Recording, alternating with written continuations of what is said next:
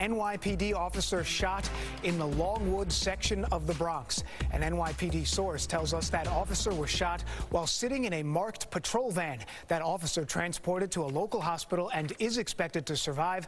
Now there's a massive search underway for that suspect. Let's get right out to the scene. Our own Chris Welch is live at the scene with those breaking details in the Longwood section of the Bronx. Chris. Yeah, good evening, Dan. Here's the headline from what we know here in the Longwood section of the Bronx.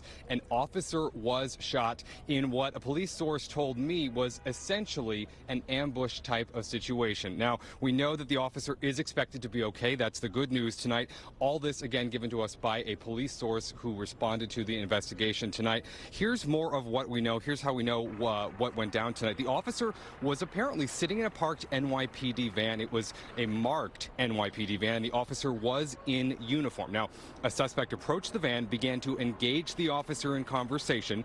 The suspect then pulled out a gun and shots were fired. Now, the source, tells me that the officer was grazed in the face.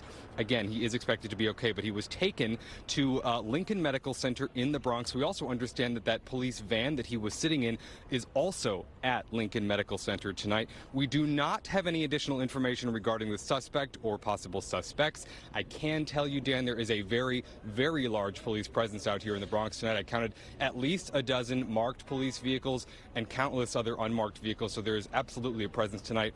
You mentioned a possible search for a suspect. Again, no additional information regarding a suspect, but the headline, an officer was shot and is expected to be okay. That's the latest from the Longwood section here in the Bronx tonight. Dan, I'll send it back inside.